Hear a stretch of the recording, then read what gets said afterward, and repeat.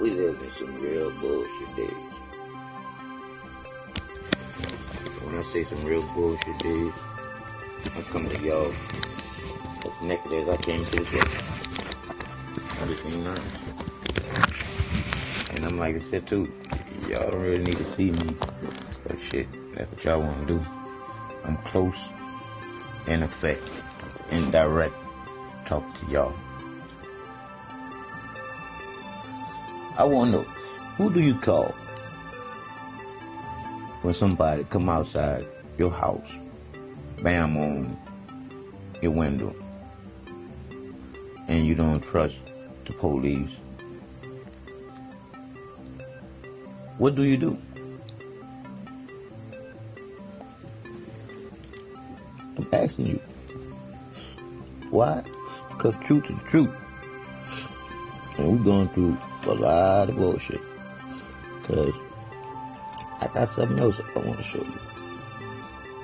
Just to show you the real shit. And when I mean the real shit, we're going to go to the real shit that is some fucked up shit. And that's what we are going through. For instance, go with the history. Okay, come on, history will show what I was looking at. It is what it is, the truth, people. You're being lied to. The church is lying to you.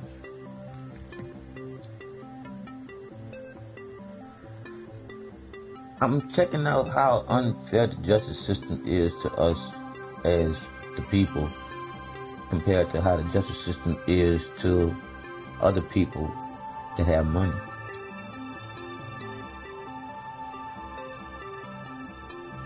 And then I want to put on here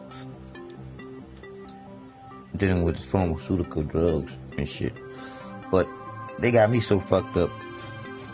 My controllers, I gotta plug them in order for them to work and shit. Cause as soon as I unplug them,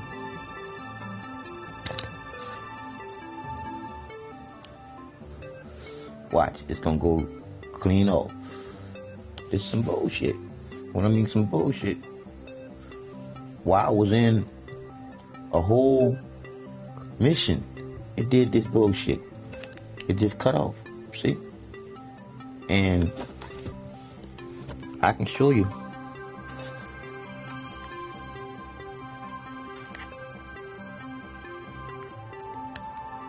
They got power.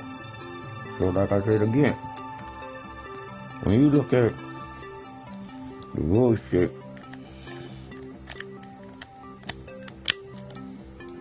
that they put in the truth, it is nothing but bullshit. The truth is true. Somehow they done zap.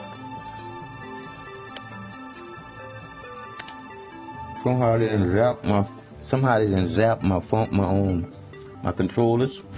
Well, none of my controllers can work, so therefore I'm bouncing back and forth to do shit, so I can't play Grand Theft Auto and talk about real shit. And that's the bullshit that we've been taught to believe in, for us to be so fucking stupid right now, not knowing shit, but taught a whole bunch of lies that you believe in before you can even much take in the truth. And like I say again, the shit is mind-boggling to me. How we as the people are playing this shit like we sleep. It's bullshit. So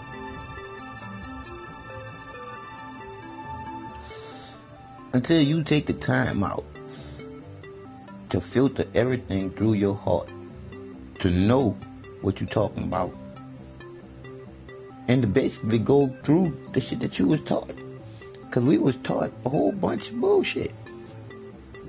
We was taught to believe in Santa Claus, the Easter Bunny, and the Tooth Fairy. We was taught to believe in the Creator being God and Jesus, when the divine Creator is only one in you to be here. And to know that shit. And not to be believing in some bullshit somebody taught you to control you in this shit. by what you fear and what you believe in. Now let me break it down to you about what you fear and believe in. Think about it. You was taught to believe in Santa Claus, the Easter Bunny, and the Tooth Fairy. Then you was taught to get on your knees and pray to a God in the sky, being a guy, and then he looking like Santa Claus. Think about it. That's the bullshit. And then to psych it all off, to psych you up, he sends a son to die for your sins before you even do what you do with your choices and the will of the Creator giving you life here. What the fuck? How stupid can we get when we get in as stupid as we being? It is what it is, and the truth is the truth. Thank you. Like I said, people, it's time for us to stop the bullshit. See? Because real shit is what you're putting into your body, what you know is coming from your heart, and you knowing that it's part of your soul. And being here, knowing some shit, and not be believing in some bullshit that somebody told you. Because see, I ain't telling you this here for you to believe in what I'm saying. I'm telling you this here so you can know the truth for yourself. People lie. Numbers don't. And I'm just telling you the truth is the truth. And it's in you to know. Not to be like this, I say it again. Believe in what your pastor's saying and you asking questions and he tell you some bullshit. Because the faith is in you knowing that you have a heartbeat that's beating with the magnetic rotational pull of this earth and you being here. The God and the Jesus and the devil and all the rest of that is propaganda bullshit.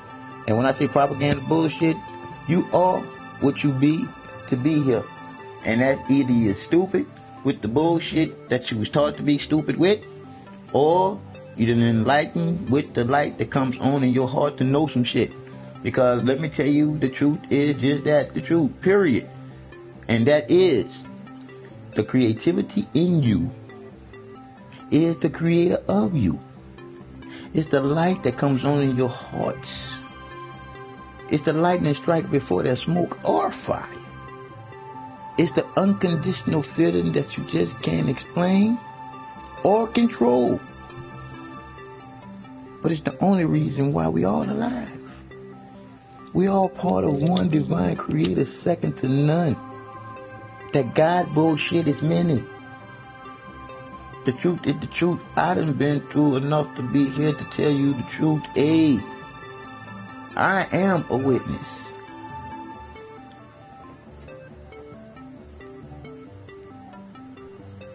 See, y'all didn't go into the light, I did. And I went into the light giving up on life. And when I went into the light to be given life back, to know what life is, and to know what love is, to know what hate is, to know the truth is in each and every one of us all at the same time. What makes it so divine about the divine creator, which is just one, is the creator will never take control over your mind or take away your free will or your choices. God and Jesus do that. And one thing about the creator, and this is the facts, why would the creator ever get mad at the creations? When the creations do what the creations do after being created, the creator lets them free to do what they do after being created, because the circle of life gonna give them back what they put in.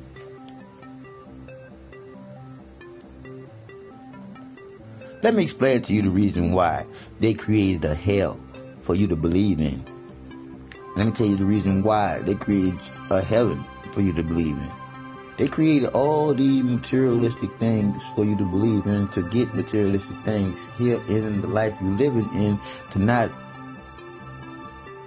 love, knowing the truth within, to the beauty that's outside you, for you to not never be without.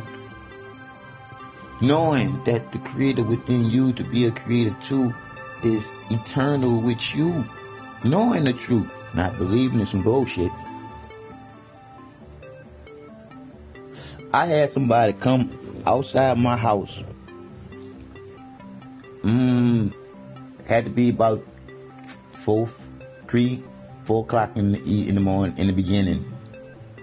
I don't say morning because it's too close to morning, but spelled different. But both of them basically is the same thing. If you tell somebody good morning and they just lost somebody, that's almost like sarcasm. It is what it is. If you want to tell a person what you feel you want that person to have, tell it to them straight. Like I say good day to you. The truth is the truth, period. I am straight. And when I say I am straight, when I was given life back to be here to tell you the truth and to be able to explain to you and be here as the facts. To know, not believe in the divine creator of all that's in you for you to be. That is the reason why I am Mr. Glasses, because I see what the truth is in you for you to know. But you don't want to know the truth. You'd rather go in ignorance in what you was taught to believe in when you was really taught to believe in some bullshit to not know what the truth is within you. And me knowing that me is upside down, right side up, we all as one. Conscious thinking. People consciously thinking with divine creator of all good. Never evil or bad. That's creation's bullshit. That the creations is creating the havoc in this world. It is what it is. But we were so fucking taught to be stuck on fucking stupid to the point where we can't see fucking straight. Cause we believing in the bullshit that they done taught to us to keep us from not coming together and being straight. See, cause you could never say the Creator's name in vain, especially if you don't know the Creator's name. Because I say that God is definitely not it. Think about it. If you're not supposed to say the Creator's name in vain, look how y'all call out the Creator's name while y'all having sex. God, oh God, oh God, oh God, that bullshit. It is what it is. But there's only one name or word or claim to fame that you can say in vain. And it happens to be the Creator's original name before man changed it. And that's love. Because if you tell somebody you love them, it is what it is to choose the truth. And you find out that you lied to them, they wouldn't want to be in this world with you. The truth is the truth. To tell someone you love them and not be telling them the truth is more in vain of saying any name when you're claiming that you love somebody and you don't feel the same. It could change their whole world. I'm just saying, the truth is the truth. It's in you to know. Because as a kid, you're supposed to be taught the truth in order to go. But we was all taught some bullshit. So I want you to know, I know you hear it all the time. You tell your kids all the time, don't lie to me, but you're lying to them. The truth is the truth. And sometimes the truth hurts. Sometimes no pain, no gain. That's how the heart works.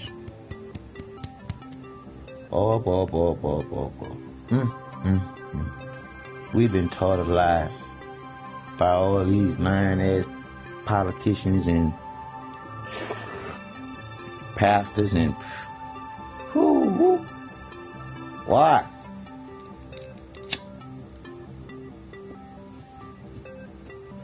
Why not tell the truth?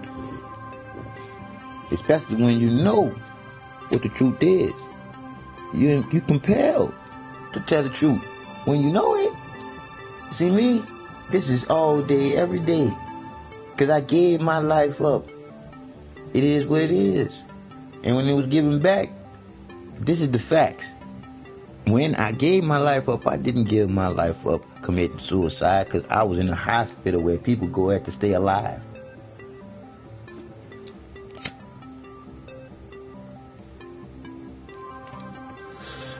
some videos I'm put on YouTube, well, really on Facebook, I'm not able to put no comments on it, so I'm commenting on it right now. And when you check the videos out that I put on YouTube, Facebook, you're going to realize that the truth is the truth, what I'm talking about. When I left the medication alone, that's when I knew that I was never alone. Because the divine creator is in me for me to be a creator too. So I'm creating my own reality, not dealing with the doctors and the lying bullshit. Because the truth is just that, the truth. What would be the reason for the doctor not to give you medication? There wouldn't be no reason. Because he gets paid to give you medication. So you're going to get some medication. The truth is the truth, period. So when you look at that, and then you look at, they don't spend no time on nutrition, dealing with the bodies and the creator being inside of you with the healing being in you. They don't believe in that. See? Because they already know the truth is the truth. And the reason why you go. Take care of your body, you don't have to see them. At all. Not even for a checkup. Why? Because you dependent on them to tell you, but you should already know what's going on inside of this temple. This is the only true church. All the rest of that shit is bullshit that they made up to get paid. And they getting paid. So, I'll say this to whoever that was that came out in front of my window early in the beginning of this day. I got nothing but love for you, baby. Even though when you hear the video of me on YouTube, I didn't sound like I did. Why? Because I was already not able to get on and broadcast. And you was banging on my goddamn door. And I'm on a goddamn window. That shit was bullshit. Now you got no marijuana.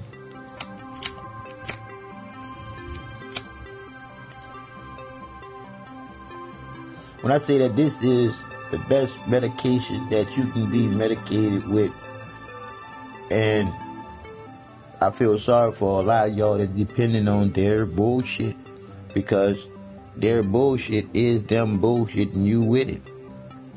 You just got to understand, get it. The divine power of all there is around you for you to enjoy is in you.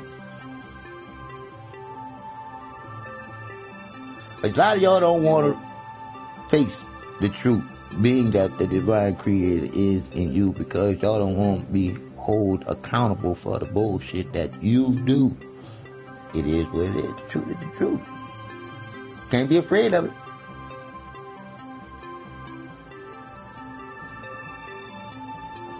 I embrace it simply because that's all I got is the truth. Because I'm here to tell you I love you more than you love you. The truth is just that, the truth. I tell you the truth so you can know the truth for yourself. But it's all on you. You gonna believe whatever you want to. But that's it. We was taught to. But our parents was taught wrong. I was taught the same thing that you was taught. That's why I still use we, us, me being with y'all. Even though some people are stuck on stupid, don't want to be straight because they know that straight gonna show they've been stupid for a long time. They just don't want to see themselves looking like that in the mirror. But open your eyes, look at yourself in the mirror. We've been taught to be stupid because we was taught to be Jesus. We were taught to be Jesus sheeple. Think about it. We were taught to be Jesus sheeple. And then those of you who do know something about the Bible, the Quran, and all the different books, know that the J wasn't in there. So I'm going to give you some looks. I'm going to give you some looks on what the Creator is giving me to create for you, to know that I am with you and I am telling you the truth. And the reason why I close my eyes, because after going into the light and it getting this dark ass, having your eyes closed, but feeling all the love that you know. I can't wait to go back. But I got something to do before I go back, because one thing about the Creator in telling me the truth is the truth and the facts are the facts. You ain't going nowhere until it's time. And that comes from the divine Creator of all that there is in this life for you to be here. So, like I said again, people, we was taught to believe in the God and the Jesus, the devil and the Holy Ghost, simply because if you look at the God shit that you was taught to believe in, and I was taught to believe in too, we used to chant right after someone say, God is good. We used to chant all the time. But then you turn around the Bible and it says, fear God.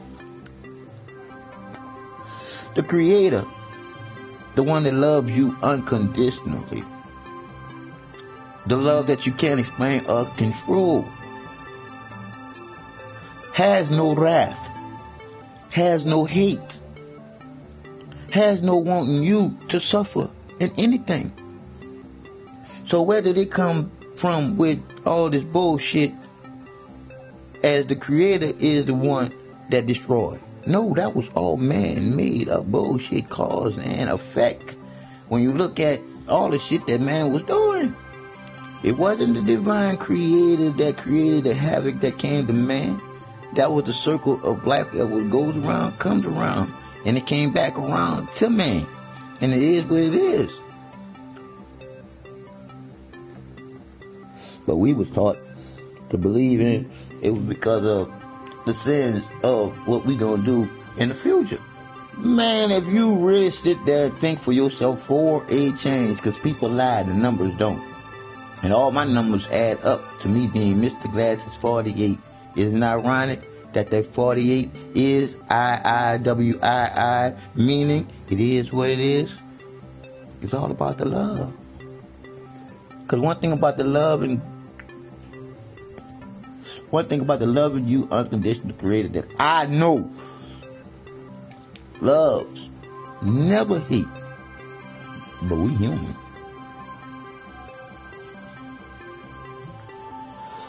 It's a shame for somebody to come outside my window. It's a shame. What they were trying to do, I don't know. But I tell you, like I tell them, if they come again, hey, now they knock on the window, knock on the door. Because I'm like this here. My phone number's on YouTube, Facebook, and Twitter. If you got something to say, I want to hear it. Because even though I don't believe nothing that nobody say, I'm willing to hear anything that you have to say. Because my faith is only in your heart being the divine Creator spark of you being here. So, me knowing that spark that's in you, that's my faith that I have in you, telling me the truth, because I ain't nobody else lies here. I've been trying my ass off to learn how to read. For some reason or another, I couldn't get this reading. But now to know the reason why I can't get the reading, why the words get blurry when I put them all together, is because one thing about the truth, once you know the truth, I say again, you're compelled to tell the truth. And you can't lie to you, just like you can't lie to the Creator. I told the Creator that I wasn't going to write code if I learned how to read. I was lying. That's why I can't learn how to read. Because as soon as I learn how to read, I'm going to write a program and I'm going to make all you rich people poor, so you can get in the shoes of a poor person so you can feel it. Oh, I already know how to create the algorithm and everything for the frequency that it's going to be on to vibrate, so everything can change. It is what it is. That's why I can't learn how to, that's why I am not going to learn how to read.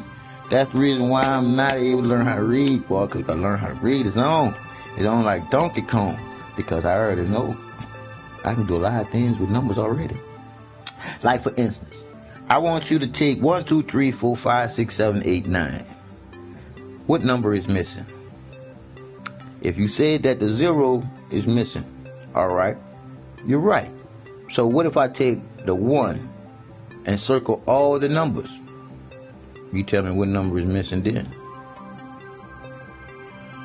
See, because the one the one that created all the numbers is already within you. It'll never be missing, because you'll never be alone, because you're eternal with the Creator. Love, baby. So 9 times out of 10 they probably gonna mute this here, because I'm gonna do what I always do. I put my shit on YouTube, and that's what I be watching, dealing with this bullshit. And here we go with some bullshit. This one here is dealing with how our fucking justice system isn't a system to give us justice as the people, because the motherfuckers high up ain't worth shit, and they just constantly fucking over the people. So let me run it for you right fast so I can get this shit to play. Look at that shit.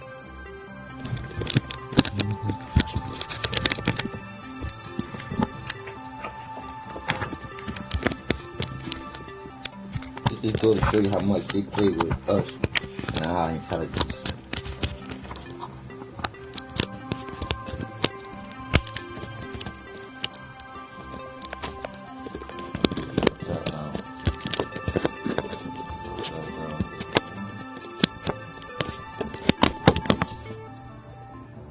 Oh, some bullshit. Bullshit. Dude, I'm like, tell me. Do this shit. Cause I want to. I just want people to let them know the truth for themselves. And stop being bullshit or somebody else's bullshit. Yeah, that's not the man.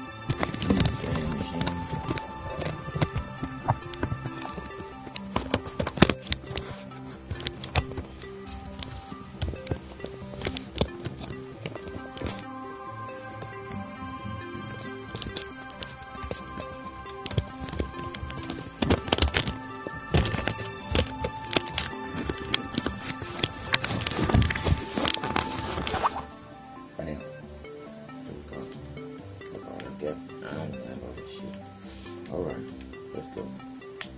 Put you on.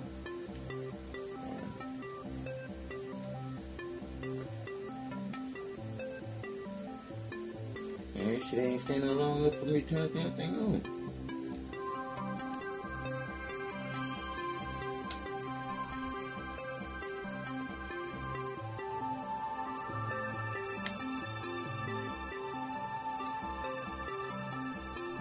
Government can do, and then through, without getting into it too terribly deeply, through the doctrine of the corporation, it then applies also to the state. So I view the First Amendment as a limitation on what the federal government can keep you from doing. All right. So against that backdrop, it's a limitation on the federal government's power. With very limited exceptions, you have the right to say whatever you want to say. And I say with very few limitations. I cannot cite the lyrics to a U2 song and claim them as my own. Yeah. You wouldn't want to.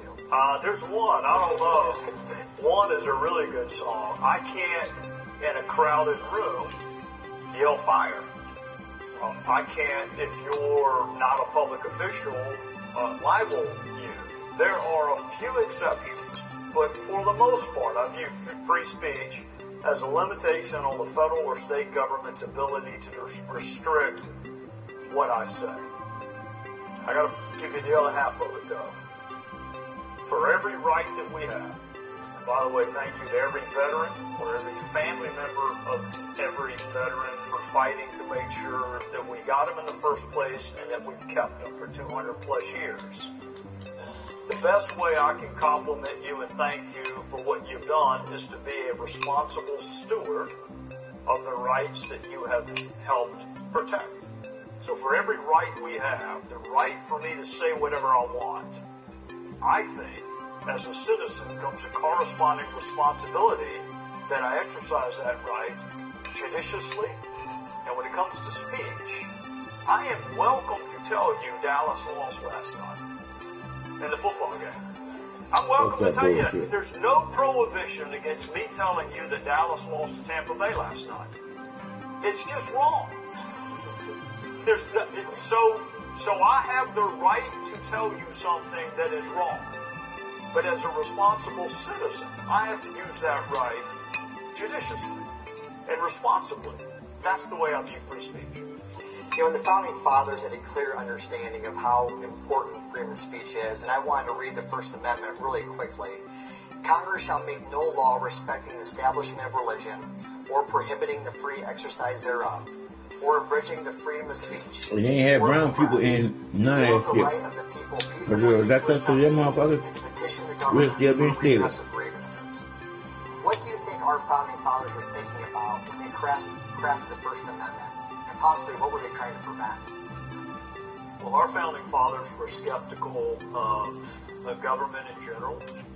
Right now. But if you look back to even before our Constitution, look back to the Declaration of Independence. They said, we hold these truths to be self-evident. Truth's not a word we hear a lot in our modern-day culture. But to the extent that they believed that there was something called the truth, how do you identify that truth? And to them, I think it was an identification of truth through the process of speech. Mm-hmm. So this may seem like a nuanced point, but I hope it's not. These are not rights that they gave us. Right. These are rights that they believe we already had, that government could not take away. So you have the right to free speech. Government cannot take that away except in very limited circumstances. You have the right to assemble. Again, think of this as government versus individual. What you do in your private lives, if you own a radio station, I don't have a right to break into your radio station and host your 4 o'clock show. That's private to private. This is a government versus citizen interaction. They were skeptical of government.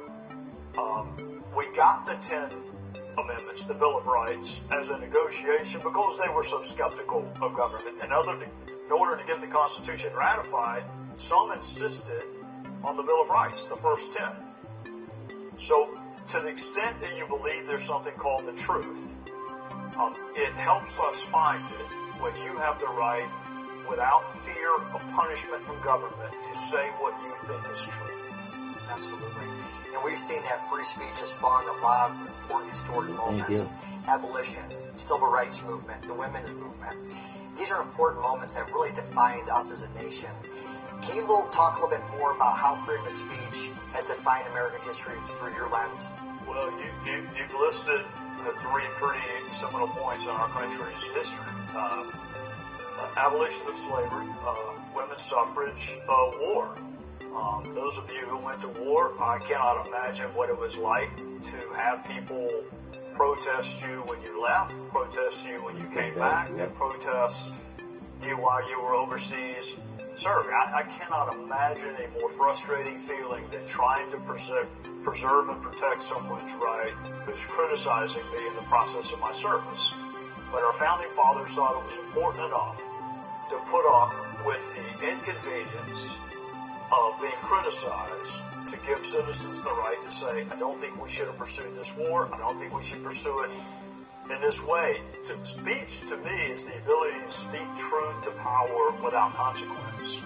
And lots of cultures do not have that. I mean, think about North Korea. How would you like to say what was on your mind there? You don't even want to be in that guy's family. You have a way of getting shot with a ballistic missile if you just aren't complimentary enough of the leader of North Korea.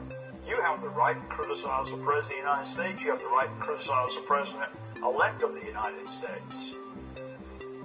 Almost every transformative period in our country is preceded by someone deciding, I am going to speak truth to power.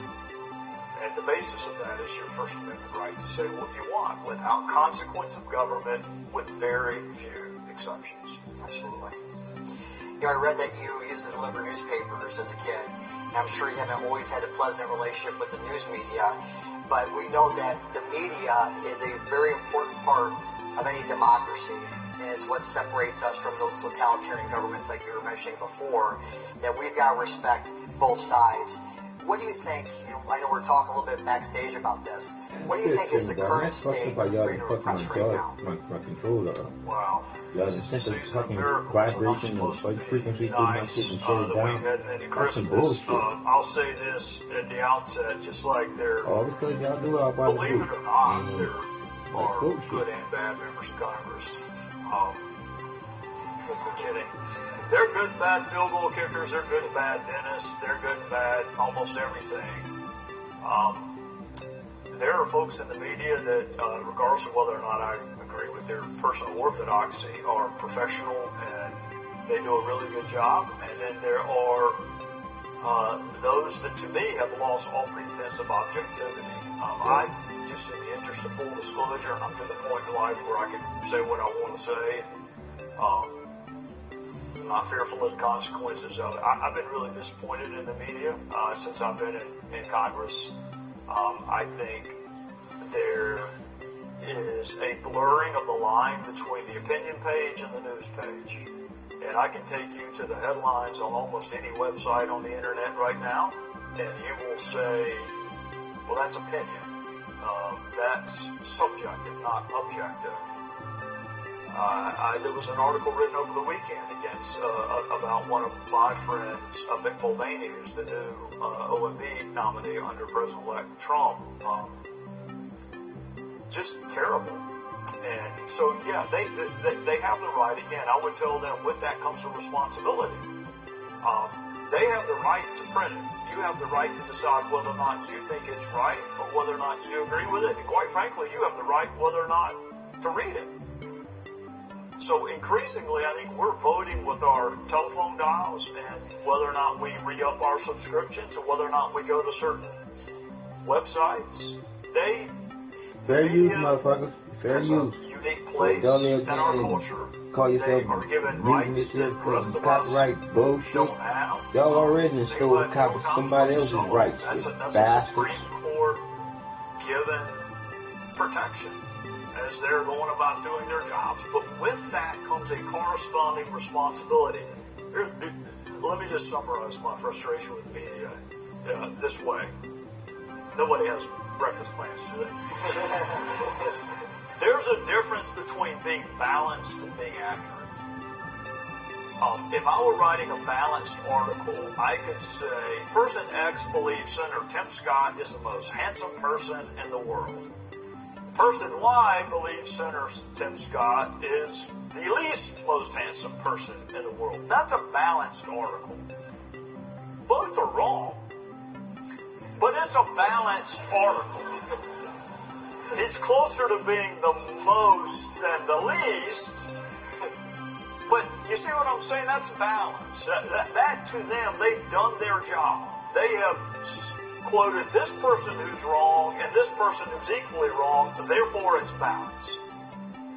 I think the goal ought to be accurate, not to be balanced. And there is a movement within the media now that it is more important to be first than to be right. Yep. So, as a member of the least popular profession on the face of the earth, I think it would do them well to analyze why they would be increasingly giving us a run for our money. So why are you running any type of race to be first? When the race that you're running is already won, what are you running a race to try to win? When you're supposed to take the time out to smell the roses and enjoy all that is in you to be here, to enjoy all that you have outside, do that created for you to enjoy it. Why are you enjoying this rainbow soup? You talked about balance, a little bit about editorialization, but in the past, the media has had a really important job in holding the government accountable. Have you seen that in your time during Congress? They still do.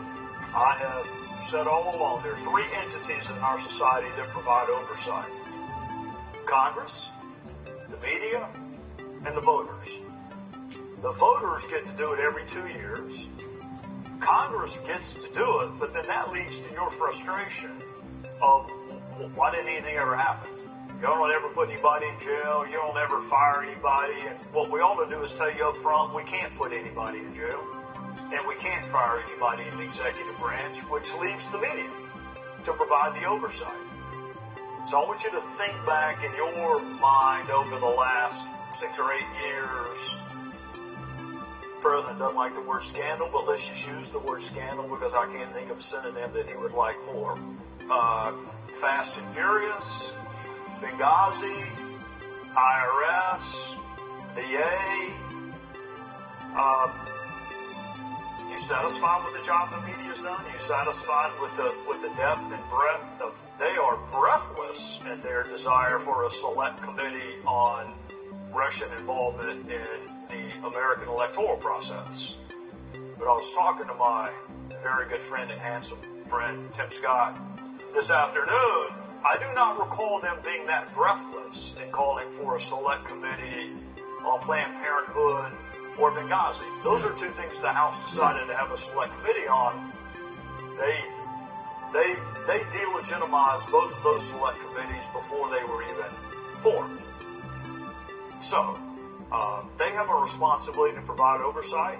I just wish they would do it on both parties, both administrations, and I wish they would do it with just a little more pretense of objectivity. I want to talk about how free speech can impact a healthy economy.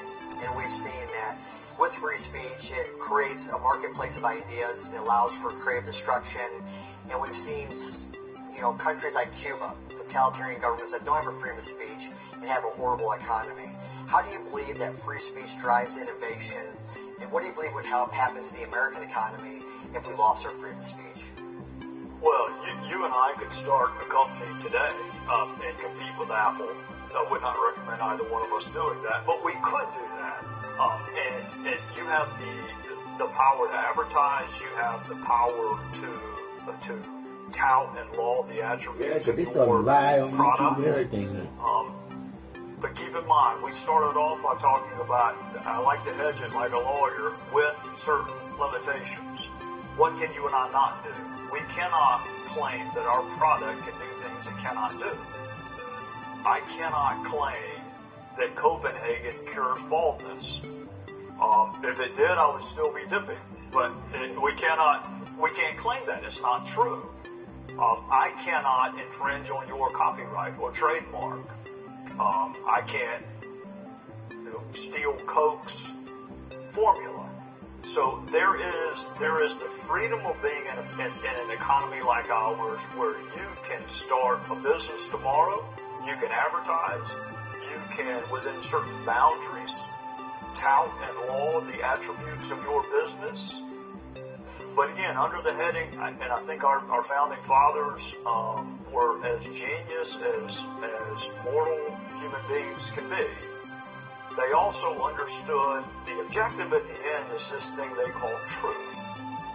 And speech is best if it is calculated towards driving us in that direction. Part of an open economy is your right to make claims that are suspicious or dubious. So our responsibility as the recipients of these rights and as co-citizens is to remain educated and vigilant. And that way we can separate out the claims that are accurate from the ones that are not. What our founding fathers would say is we don't want government doing it. Government is not the person to sort out what is true and what is not true. One little final example, and then we'll move on to the next question. Let's assume that the field of pharmaceuticals, you as parents, and nobody here is old enough to be a grandparent, but in 20 or 30 years, when you become a grandparent, you want to be able to rely on what a pharmaceutical company tells you a drug can do and cannot do, and what the side effects are and what they are not. You want to be able to rely on that. There is an argument. The libertarians would say the market sorts that out. The economy sorts that out. Others would say, no, you need an objective entity. You need an FDA. You need someone to test the claims made of this product. Again, the end is you getting the truth. That is the end objective. The question is how many filters you have to go through before you can rely on that end objective. Even with what I'm sure seem to be regulations and burdens and obstacles in our marketplace, you'd still rather be in this economy than any other economy on the face of the earth. You know, I liked one of the comments you just made about the founding fathers being geniuses as mortal men. You've been in Congress for a little bit. How many of your fellow congressmen agree with you on that the founding fathers knew what was best for the future of America, and how many of them, in your estimation, is trying to overturn a lot of what they did? Well, I think it boils down to how you view that foundational document. If you view it as, some of my colleagues do, as a living, breathing document that can be reinterpreted with each generation, that's problematic in a culture where you have multiple generations being represented. My parents may have interpreted it a certain way. My daughter interprets it another. It's tough to live in a country where you got 4 different interpretations of the same document. Our founding fathers also gave us a process by which we could amend the Constitution. We've had almost 30 amendments to that. In some instances, we'll change it and then change it back, like prohibition. But they at least gave us the process by which to change, whether it is the right of all people to vote, which was not in the original document, whether it's the right of women to vote. There were lots of things that we have decided to change along the way. But it is a document that has withstood 2 world wars, a Cold War, 9/11, and a Civil War. And that document has stood the test of time. So, is it perfect? There's only one book that fits that description, and it wasn't written by Americans. Save that document, save that book, 66 books in it, if that gives you a hint. Save that one. It is, when I think about, well, we saw it today. We saw it today. The easy thing for me to say is, whoever gets the majority of the votes in this room is a new president, whoever he or she is. Our founding fathers didn't do that. They gave you an electoral college. Some of my colleagues like the electoral college, some of them don't. It depends on whether or not their gal or guy won. We ought to have a little more commitment to principle than just that. I like the electoral college even if the result had been different. If my candidate had won the popular vote but lost the electoral college, I understand why our framers gave it to us. I would just settle for more of my colleagues, first of all, reading the document. Second of all, not confusing it with the Declaration of Independence or a point by Robert Frost. If they'll just read it, particularly with in mind what our framers were worried about. They were worried about the power of government, which is why they placed these limitations. So it has lasted, like I said, it has survived a lot of things that a lot of other countries could not have survived. It will work if we will apply it consistently. And one more example that I find interesting, and I won't go into the details of it because you're free to have whatever opinion you want to have on the issue of marriage. Your definition of marriage is none of my business. The notion that a Supreme Court justice can identify a liberty right that the rest of us have missed for the past 200 years is not humble, shall we say. The notion that someone, if you want to go to a legislative floor and debate the issue of marriage, have at it. Do the same thing with the death penalty. You can do the same thing with a host of other issues. But to have unelected people discover liberty rights within the penumbra. Whenever you're using the word penumbra, something ain't going well. Because that's not a word we use in our everyday language. When you discover in the penumbra of the Fourth Amendment a liberty right that the rest of us were too stupid to know existed, that's when people begin to get frustrated with our current constitutional republic. So the tools are there. You want to change death penalty? Go argue it to your state legislature. Go argue it to Congress. You want to define marriage differently in Vermont than South Carolina? Go make the argument through the democratic process. This blurring of the lines between the branches is not good. It's not good. And it's not good when we do it. It's not good when they do it. They wanted there to be tension between the branches, not the political parties, the branches. Hamilton worried that the judiciary would be the weakest of the three. He need not worry if Aaron Burr had not killed him. He need not worry. The weakest of the three is the legislative branch. And that was the one the framers wanted to be the strongest of the three. So we've gotten it out of orbit. I like to talk about freedom of speech as a matter of privacy, because a lot of times they go hand in hand. We're able as private citizens to support any charity that we want and not to reveal that information to the government. We can post anonymous comments online about the ideas that we have. We have to vote on election day and keep that vote private. And the founders seem to really have an aberration for anonymous speech, especially when you look at the Federalist Papers and how they were published anonymously. Can you talk a little bit about why protecting American privacy has been so important to you throughout your career? Well, the fear of retaliation, the fear of retribution. If you are a whistleblower, if you are one person in an entity that has 10,000, like the IRS, if you are a group dedicated to informing people about their constitutional rights, and you have to go to something that, frankly, is probably the agency that most Americans fear. It'd be tough between the FBI and the IRS. I'm scared of both of them. But the IRS strikes fear in people's hearts, and then you have an entity that powerful deciding whether or not we're going to grant status to you, whether we're going to, in some instances, insist that you give us the names of your donors, in some instances, who comes to your meetings. That is the stuff out of countries that we're not familiar with. Now, I will say this, just to be a contrarian and to be a lawyer. It's the reason everyone hates us. And I'm going to tell you why everyone hates us.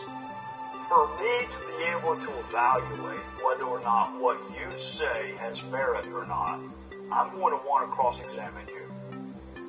I'm going to want to know, do you have a financial interest in what you're saying? Are you biased? Are you telling me how wonderful a certain person is and that certain person happens to be your son and you happen to be their mother? They may still be wonderful, but I want to know. So as we go on this journey called the truth, I do think you are free to factor in whether or not someone is letting it be known who they are. Government is not free to single out anonymous private speech for punishment and then, as part of that punishment, make it public. Last example, let's assume you and I went on a message board and we defamed someone. Remember, we started by saying with few episodic exceptions, you don't have the right to defame someone. So if you and I did it anonymously, can through the court system, can we identify who that person is so we know who to sue? The answer is yes. Can government do it to intimidate you or punish you? The answer is no. You mentioned a great point about retaliation. It seems that over the last 8 years under the Obama administration, there was no end to how far they would take retaliation. Take Brandon's case at the VA. A veteran that served overseas trying to help current veterans was being retaliated against. And then you saw with one of your colleagues, Congressman Chaffetz, and how he was retaliated against in regards to the Secret Service. My question is, and I would like you to talk a little bit more about the Chaffetz incident, but if a powerful sitting congressman can face retaliation, what's that mean for the rest of us? infuriated me. I do not like when strong people pick on weak people. It's one of my pet peeves is bullying. I just don't like it. Chaffetz is a member of Congress, you're right. He can speak up for himself, he can defend himself. If you are an employee of the Forestry Service, and you having to pick between whether or not to say that your supervisor is sexually harassing you or not, and you fear retaliation or retribution, it just infuriates me. No woman should ever have to pick between exposing a crime and keeping her job. You should never have the same, whether it's the VA. This speaking truth to power carries with it implicitly the absence of consequence if you do so. Chaffetz, for those of you who don't know, Chaffetz has an interesting past before he got to Congress. He was a field goal kicker at BYU. But then when they made you keep your helmet on while you're on the field, he lost interest in that because nobody could see who he was. So he went and worked for a cosmetics company in Utah. He's one of my best friends in politics, so I feel comfortable saying this. But along the way, his family worked in federal law enforcement. So when Jason and his wife Julie were trying to sort out, okay, what's the next chapter, he applied to the Secret Service.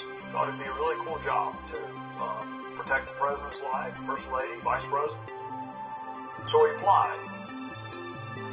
Fast forward in life, he's the chairman of a committee that's providing oversight over the Secret Service. And I'm biased in favor of police officers. I confess that up front, but that doesn't mean they're perfect. And if you have someone breach the fence at the White House, if you have someone get too close to the president, somebody's got to look into it and figure out how that happened. It's Jason's job to do it. So what did they do when he decided to hold hearings? They went and pulled his file, his personnel file. It's nobody's business whether or not you apply with a federal agency. You should not live in fear that government is going to 20 years later try to embarrass you because you wanted to serve in some capacity or another and were rejected. Let's imagine that you raised your hand and said, I want to serve my country in the Army. And you didn't qualify because you had a health issue.